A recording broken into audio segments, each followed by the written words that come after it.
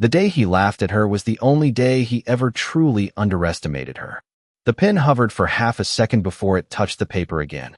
A soft scratch against cheap notebook pages that had already been filled edge to edge with ideas no one had ever heard, no one had ever asked about, and no one had ever believed in. Across the room, the laughter came easy, loud, expensive, the kind that belonged to people who had never had to lower their voices or their expectations. Jonathan Reeves leaned back in his chair, one arm draped casually over Italian leather, a crystal glass turning slowly between his fingers as he smiled at the room, at the investors, at the illusion of control he had perfected over decades. "You want to build a company?" he said, the amusement still lingering in his voice like an aftertaste. "That's ambitious." The table chuckled. Not cruelly. Not loudly enough to be called humiliation. Just enough. Enough to place her exactly where they thought she belonged. Emily Carter didn't move. She stood beside the table, black apron tied neatly at her waist, a tray balanced effortlessly in her left hand, her posture straight, her expression unreadable. If anything, she looked calm. Too calm. "Yes, sir," she said quietly. No defense. No explanation. Just truth, placed gently into a room that had already decided it wasn't worth hearing. Jonathan glanced at his watch, a polished Swiss piece that reflected the chandelier above them in perfect symmetry. "Then here's some free advice," he added, his tone lighter now, almost generous. "Dreams like that don't usually start from a place like this." His eyes flicked briefly to her uniform, then back to his glass. It was a small gesture, but it said everything. Around them, the restaurant hummed with low conversations, the soft clink of silverware, the muted rhythm of a world that ran on money and perception. Emily nodded once. Not in agreement. Not in submission. Just acknowledgement. She set the plates down one by one, each movement precise, controlled, practiced. When she reached into her apron, she pulled out a small notebook, worn at the edges, its cover faded from being opened too many times in too many quiet moments. She wrote something down. One line. Quick. Deliberate. Then she closed it. "Is there anything else I can get for you tonight?" she asked. Professional. Steady. As if nothing had happened. Jonathan waved a hand dismissively, already turning his attention back to the conversation that mattered. Markets. Acquisitions. Expansion. Things that moved numbers, not dreams. Emily walked away without another word, her steps measured, her shoulders relaxed, disappearing into the background the way people expected her to. Invisible. Replaceable. Ordinary. But at the service station, just out of sight, she opened the notebook again. Her eyes lingered on the sentence she had just written. Not angry. Not hurt. Just focused. Then she added one more line beneath it. Slower this time. As if sealing something in place. Across the dining room, Jonathan laughed again. Louder now. Surrounded by people who understood his world. Who spoke his language. Who never had to prove they belonged. He didn't look back. Not once.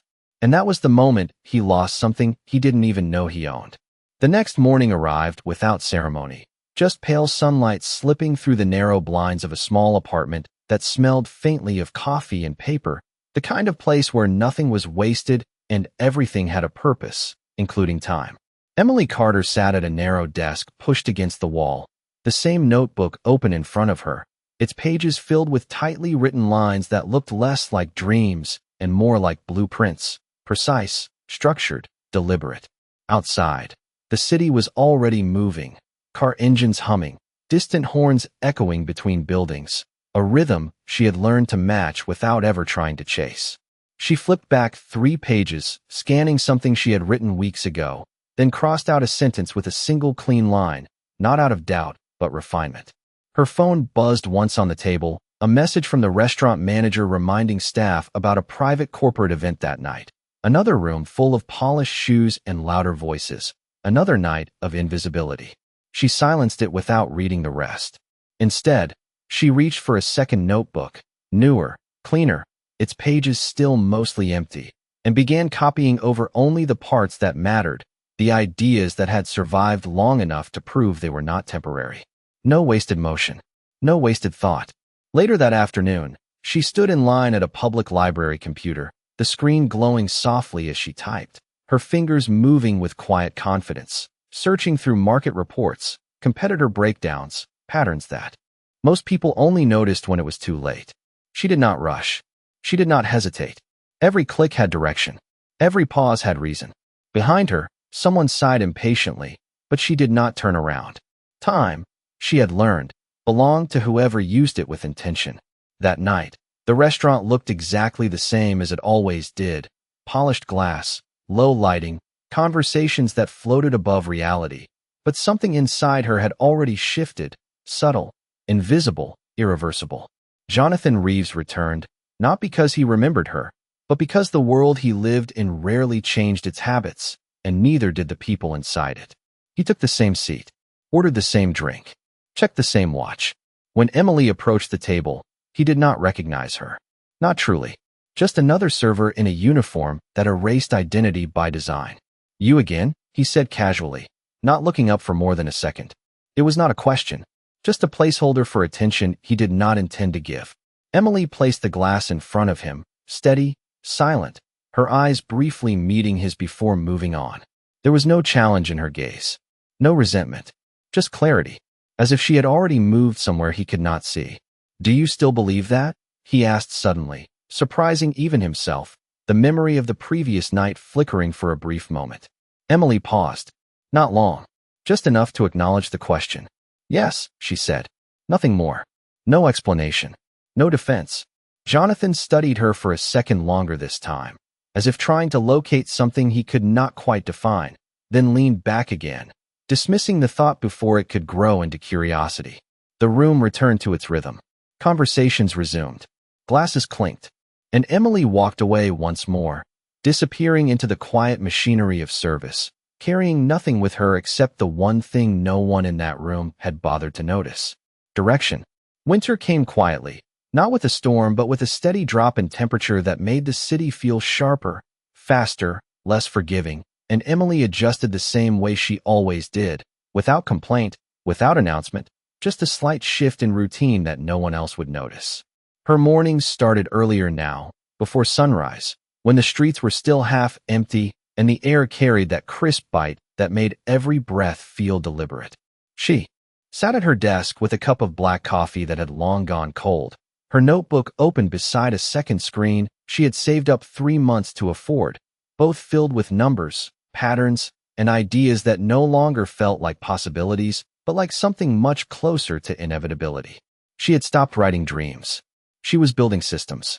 Each page in the notebook had evolved into frameworks, each framework into models, and each model into something she could test, refine, and repeat. Small at first, then slightly bigger. A freelance contract here, a data analysis project there.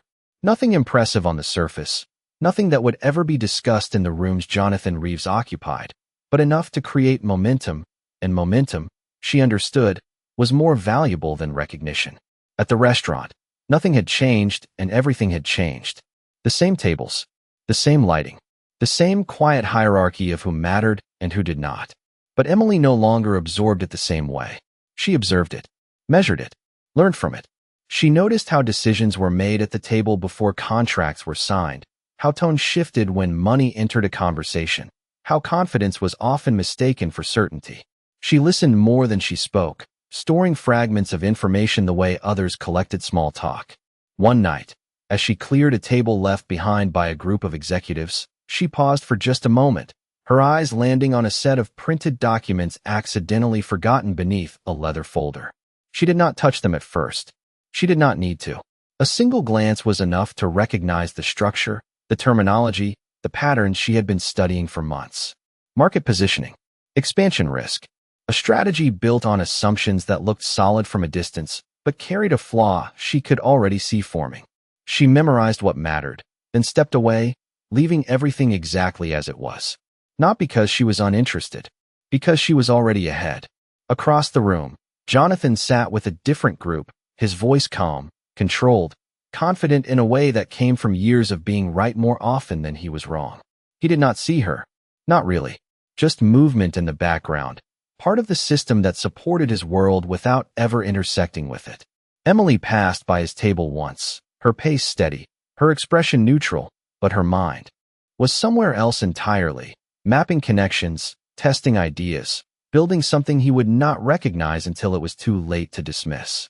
Later that night, back in her apartment, she opened her notebook again, flipping to a clean page, and for the first time in weeks, she did not write a list or a model or a breakdown. She wrote a single sentence. Not a question, not a plan, a statement. Clear, measured, final. Then she closed the notebook and turned off the light, the city still moving outside her window, unaware that somewhere within it, something small and quiet had already begun to shift in a way that would not stay small for long. Spring did not arrive all at once. It unfolded in small, almost unnoticeable shifts, a softer light through the window, a warmer breeze slipping through the narrow gaps between buildings, and for Emily Carter, it marked something else entirely, not a season, but a transition. Her apartment had not changed much on the surface. The same narrow desk, the same worn chair, the same notebook stacked neatly to the side, but the energy inside it had shifted, sharper now, more focused, as if every object understood it was part of something larger. The second screen had been replaced by a third, then a fourth, each one displaying a different layer of what she had been building, data streams, projections, live tests running quietly in the background while she moved between them with calm precision. There were no dramatic breakthroughs, no sudden moments of triumph, just consistent progress, measured in inches instead of miles, but the direction was clear and unwavering. She had started with small contracts, then slightly larger ones, clients who found her through quiet recommendations, people who did not care where she came from as long as the results spoke for themselves, and they did. Not loudly, not publicly, but consistently enough to create something far more valuable than attention. Credibility. At the restaurant, the rhythm remained unchanged, but Emily had begun to step slightly outside of it, reducing her shifts, choosing her hours carefully, no longer tied to the place in the same way she once had been. The manager noticed but did not question it. Results mattered more than presence, and Emily had always been reliable. One evening, as she prepared to leave early, she passed by Jonathan Reeves again, seated at his usual table, surrounded by familiar faces and unfamiliar opportunities. His voice carried the same confidence, the same certainty that had once filled the entire room for her. But now it sounded different, not weaker, just predictable. She paused briefly at the edge of the dining area, not to watch him, but to observe the interaction, the subtle tension in the conversation, the slight hesitation in one of the investors as a proposal was discussed. Something was off. Not obvious. Not yet. But enough for her to recognize the pattern.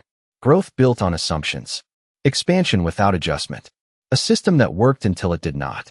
Jonathan caught a glimpse of her as she turned to leave, his expression tightening for just a second.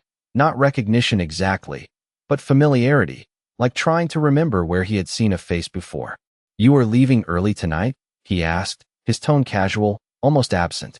Emily turned back, her posture relaxed, her eyes steady. "Yes," she said. No explanation, no apology, just a fact.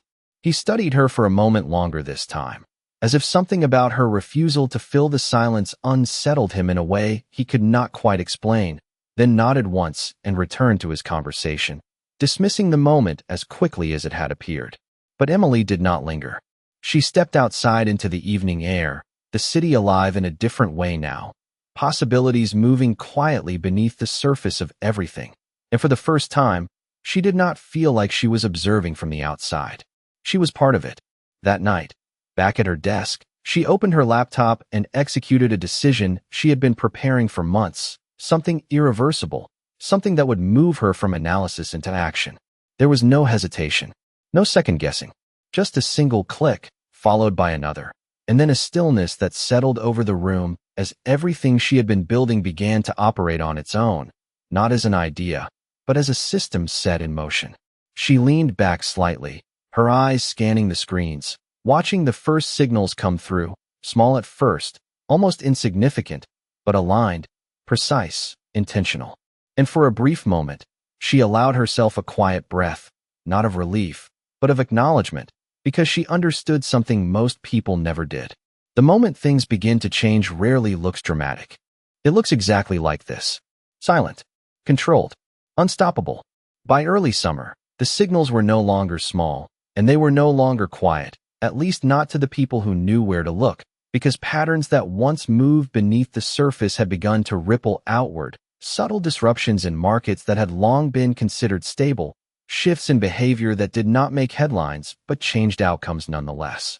Emily Carter watched it all from behind four screens that no longer felt like tools but extensions of something far more deliberate, each data point confirming what she had already understood months ago, that systems built on assumption eventually reveal their weaknesses, and when they do not collapse all at once. They adjust, they hesitate, they open doors for something new to take their place. She had positioned herself carefully, not against the market, but within its blind spots, areas overlooked because they did not seem immediately profitable, areas dismissed because they required patience instead of speed. Now, those same areas were beginning to return results, not explosive, not dramatic, but consistent, and consistency, she knew, was what built leverage. At the restaurant, her presence had become occasional, almost symbolic, a few shifts each week, enough to maintain the routine, enough to observe, but no longer necessary for survival.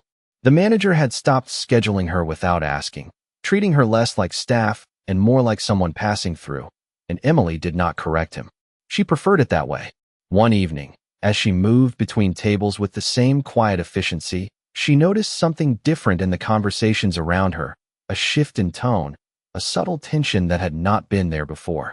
Words like restructuring, adjustment, and exposure surfaced more frequently, spoken carefully, as if naming the problem might make it real. At the center of it, Jonathan Reeves remained composed, but there was a difference now, not in what he said, but in how often he paused before saying it. He still wore the same watch, still held the room with practiced confidence. But confidence, Emily had learned, was easiest to maintain when nothing was changing and everything was changing.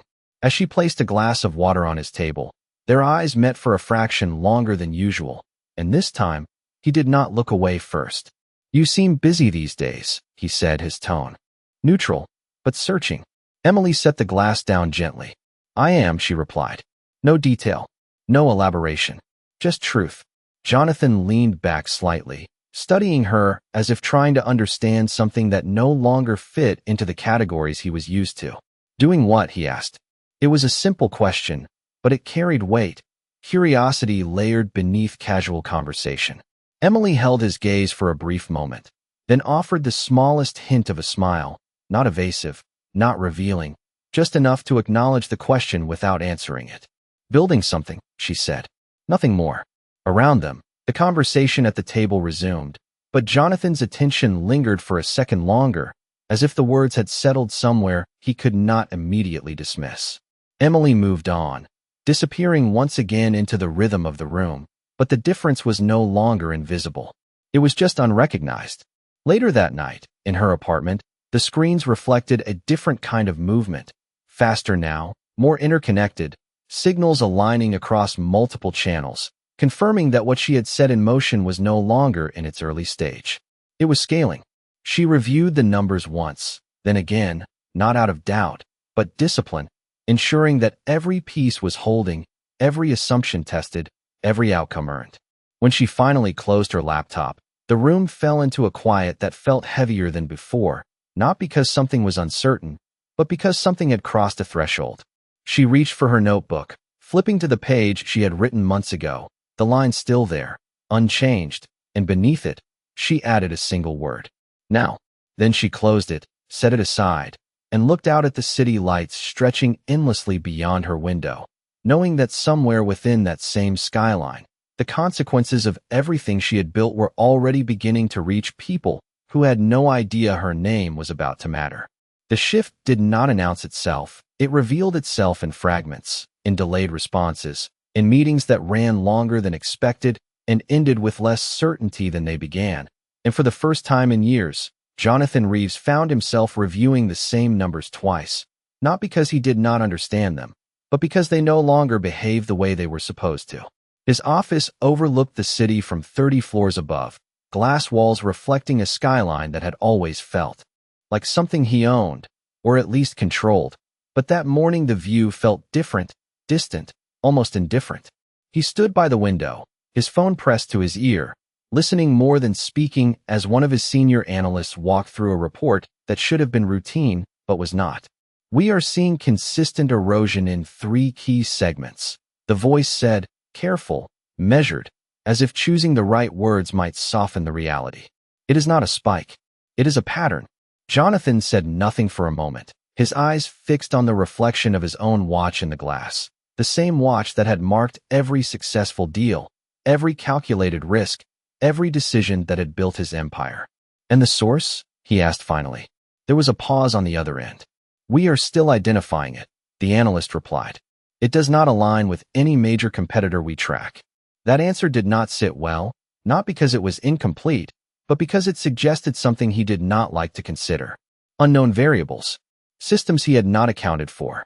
He ended the call with a quiet acknowledgement and set the phone down, his mind already moving through possibilities, eliminating the obvious, isolating what remained.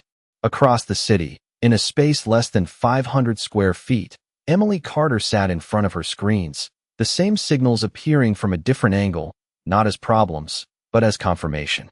The adjustments she had implemented weeks ago were now visible in real time, subtle shifts in behavior that compounded into measurable impact, not dramatic enough to draw immediate attention, but precise enough to alter direction. She did not celebrate. She observed. Each data point was a conversation between what had been and what was becoming, and she listened carefully, making small refinements, tightening the system, ensuring that what she had built could sustain itself beyond her direct control. Later that evening, the restaurant carried a different kind of energy, not louder, but sharper, conversations edged with caution instead of confidence. Emily moved through it with the same steady pace, but her presence no longer blended into the background the way it once had. A few people noticed her now, not because they recognized her, but because something about her no longer fit the role they expected. Jonathan arrived later than usual, his steps measured, his attention divided. And when he took his seat, he did not immediately reach for his drink. He watched the room first, scanning faces, conversations, details that might have once felt irrelevant. When Emily approached his table, there was no hesitation in his gaze this time. He recognized her. Not fully, but enough. Things change quickly, he said, not as a statement to her, but as if testing the words out loud. Emily placed the glass in front of him, her movements calm, her expression unchanged. They do, she replied. Their eyes met, and for a brief moment, the space between them felt different, not equal, not yet, but no longer defined by the same imbalance. Jonathan leaned forward slightly, his curiosity no longer hidden behind casual dismissal. You said you were building something, he said. Is it working?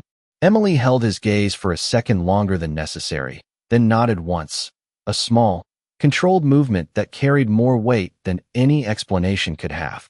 Yes, she said. No details. No proof. Just certainty. Jonathan sat back, absorbing the answer in silence, his mind connecting pieces he did not yet fully understand, but could no longer ignore. As Emily walked away, the room resumed its rhythm, but something had shifted, subtle, undeniable, and for the first time, Jonathan did not dismiss it. He felt it, not as a threat, not yet, but as a question he could not answer. And somewhere beyond the glass walls of his office, beyond the conversations and the reports and the numbers that no longer aligned, the system Emily had set in motion continued to move, quiet, precise, and increasingly impossible to overlook.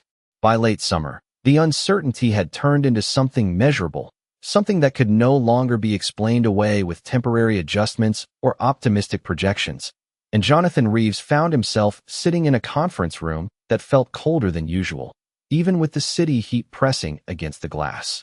The numbers on the screen were clear, not catastrophic, but trending in a direction that required attention, real attention, the kind that could not be delegated or delayed. Around the table, his executives spoke carefully, each offering analysis, explanations, strategies, but beneath their words there was a shared understanding that something new had entered the market, something they had not anticipated, and more importantly, something they did not yet understand. It is not aggressive, one of them said, pointing to a graph that curved steadily instead of sharply. It is precise. Whoever is behind this is not trying to disrupt everything. They are targeting specific inefficiencies and taking them quietly. Jonathan leaned forward, his fingers resting lightly on the table, his eyes narrowing slightly as he studied the pattern. Precision. That word stayed with him longer than the rest. Across the city, Emily Carter reviewed the same movement from her side, the expansion now extending beyond isolated segments into a broader network, each new layer reinforcing the last, not through speed, but through alignment. She had built it to move this way, controlled, intentional, almost invisible until it was too late to ignore. There were no announcements, no press releases, no attempts to draw attention. Only results that spoke in numbers instead of noise. That afternoon, she made a decision she had been holding back, not out of fear, but timing. She initiated the next phase, one that would bring her system into direct proximity with companies like Jonathan's, not as an observer, but as a participant. The shift was immediate, not in scale, but in implication. At the restaurant, the atmosphere reflected what was happening beyond its walls. Conversations sharper, pauses longer, confidence measured instead of assumed. Emily moved through it for what would become one of her final shifts, her presence now fully detached from the role she once occupied. When she reached Jonathan's table, he was alone, no investors, no executives, just a man reviewing documents on a tablet, his focus deeper, more intent than she had ever seen it. He looked up as she approached, and this time, there was no hesitation, no distance. He saw her clearly. "You have been busy," he said, his voice quieter now, less performative, more direct. Emily placed the glass in front of him, her movements unchanged, her expression steady. "Yes," she replied. Jonathan studied her, not as a distraction, but as a possibility, a variable he had overlooked for too long. "There is a company," he said slowly, choosing his words with care, "that is moving through the market in a way that does not make sense. It is not competing. It is replacing." He paused, watching her reaction. There was none, just calm attention. "Do you know anything about that?" he asked. The question hung between them, heavier than anything he had said to her before. Emily met his gaze, her eyes steady, her posture relaxed, and for a brief moment, the noise of the restaurant seemed to fade into the background. "Yes," she said. Nothing more. No explanation. No confirmation. Just a single word that carried more weight than any detailed answer could have. Jonathan leaned back slowly, the silence stretching just long enough to shift something inside it. The realization not fully formed, but no longer avoidable. He did not press further. Not yet. Because for the first time, he understood that whatever this was, it was not something he could control with the same ease as everything before. Emily gave a small nod, then turned and walked away, her steps measured, her presence no longer part of the system that had once defined her. Outside, the evening air felt different, not because the city had changed, but because her place within it had. And somewhere behind her, in a room filled with quiet conversations and unfinished thoughts, Jonathan Reeves sat in stillness, facing something new, something unfamiliar, something that did not respond to his expectations, and for the first time in a very long time, he did not have the answer. The meeting was scheduled without announcement, without spectacle, just a quiet invitation sent to a select group of executives early that morning, marked urgent but not explained, and by the time Jonathan Reeves stepped into the conference room, he already knew this was not a discussion he could control. The air felt different, heavier, as if the room itself understood what was about to unfold. The screen at the front displayed a single document, clean, structured, unmistakable. An acquisition proposal. Not hostile, not aggressive, just precise. Jonathan took his seat slowly, his eyes scanning the details, percentages, terms, conditions, each line revealing a level of preparation that could not have been assembled overnight. This had been building for months, maybe longer. Around the table, his executives remained unusually quiet, their usual confidence replaced with careful observation, waiting for him to respond, to lead, to define what this moment meant. "Who was behind this?" one of them finally asked, breaking the silence. The question lingered, unanswered, until the door opened. Not abruptly, not dramatically, just enough to shift every gaze in the room toward the entrance. Emily Carter stepped inside, not in a uniform, not carrying a tray, but dressed simply, professionally. her posture the same as it had always been, calm, steady, controlled. She did not rush. She did not hesitate. She walked to the end of the table and took her seat as if she had always belonged there. No announcement was made. None was needed. Jonathan did not stand. He did not speak. He watched, really watched, for the first time, as the pieces he had been trying to connect over the past weeks aligned in front of him with quiet certainty. The patterns, the precision, the silence. It had always been there. He just had not seen it. Emily placed a folder on the table, sliding it forward slightly, her movements measured, deliberate.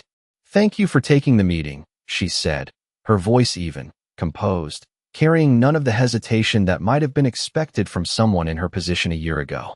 There was no trace of the restaurant in her tone, no trace of apology, just clarity. One of the executives shifted in his chair, glancing between her and Jonathan, confusion evident but unspoken. "You are representing the acquiring party?" he asked carefully. Emily met his gaze briefly, then nodded once. "Yes." The room fell into a deeper silence, the kind that did not need to be filled because everyone already understood that something significant had just been confirmed. Jonathan leaned back slightly, his eyes never leaving her, his mind moving through every interaction, every moment he had dismissed, every answer she had given without explanation. "EC Holdings," he said slowly, the name settling into place with a weight he could no longer ignore. Emily inclined her head just enough to acknowledge it. No pride, no performance, just acceptance. "You built this," he said, not as a question, but as a realization that had arrived too late to change anything. Emily held his gaze, steady, unwavering. "Yes," she replied. The simplicity of the answer carried more impact than any detailed explanation ever could. Around them, the executives exchanged brief glances, the magnitude of the situation becoming clearer with each passing second, but no one interrupted. No one challenged. Because the structure in front of them was not built on assumption. It was built on results. Jonathan exhaled slowly, the sound almost imperceptible, as if releasing something he had been holding without realizing it. He looked down at the document again, then back at her, and for the first time, there was no dismissal in his expression, no superiority, no distance. Just recognition, not of her past, but of what she had become. And as the silence settled into something steady, something irreversible, the balance in the room shifted completely, not through force, not through confrontation, but through the quiet certainty of a system that had already proven itself before anyone realized it was there. No one reached for the pen immediately, and in that silence, something deeper than negotiation settled into the room, something that could not be measured in percentages or clauses, because this was no longer just a transaction. It was a moment of recognition, the kind that does not come with noise or announcement, only clarity. Jonathan Reeves looked down at the document one more time, then closed it gently, not out of rejection, but understanding, the kind that arrives when every possible alternative has already been considered and quietly eliminated. Around him, his executives remained still, waiting for direction that did not come as quickly as it once would have, because for the first time, the outcome was not something he could shape through force of will or reputation. He lifted his eyes back to Emily Carter, studying her not as a former waitress, not as an unexpected variable, but as the architect of something he had underestimated at its earliest stage. "You were never just working there," he said, his voice lower now, stripped of the performance that had once defined it. It was not an accusation. It was an admission. Emily met his gaze without hesitation, her posture unchanged, her expression calm, as if this moment had already been lived through in her mind long before it arrived in reality. "I was," she replied quietly. "I just did not stay there." The words did not challenge him. They did not correct him. They simply placed the truth where it belonged. Jonathan leaned back slightly, the weight of that distinction settling in, and for a brief moment, something almost resembling a smile touched his expression, not out of amusement, but respect. He reached for the pen then, the same deliberate movement he had made countless times before, but this time, it carried a different meaning, not control, not victory, but acknowledgement. The signature was smooth, practiced, final. A single line that closed one chapter and opened another without needing to announce either. When he set the pen down, The room exhaled in a way that was almost imperceptible, the tension dissolving not into relief, but into acceptance. Emily closed the folder with the same quiet precision she had shown from the beginning, her movements consistent, unaffected by the scale of what had just taken place. There was no celebration in her expression, no visible triumph, just completion. As the meeting began to disperse, chairs shifting softly, voices returning in low, controlled tones, Jonathan remained seated for a moment longer, his eyes following her as she stood. "Emily," he said, stopping her just before she reached the door. She turned back, her attention steady, patient. He hesitated for a fraction of a second, not searching for words, but choosing them carefully, a habit he had built over years, now applied with a different intention. "I was wrong," he said. Simple, direct, without condition. Emily held his gaze, and for the first time, there was the faintest shift in her expression, not satisfaction, not vindication, just a quiet acknowledgement that the moment had reached its natural conclusion. "No," she said softly. "You were early." The answer settled between them, reframing everything without needing to explain it. Jonathan nodded once, understanding more than the words themselves, understanding that what he had dismissed had not been impossible, only incomplete in his perspective. Emily turned then and walked out, her steps the same as they had always been, measured, unhurried, but no longer unnoticed, not by him, not by anyone who had witnessed what had just taken place. Outside, the city continued exactly as it always had, cars moving, lights changing, people passing each other without pause, unaware that within one room, a shift had occurred that would ripple outward in ways they might never trace back to its origin. And somewhere within that movement, a quiet truth remained, steady and unshaken, that the ones who speak the least are often the ones building the most, and when their moment arrives, it does not come with noise, it comes with certainty.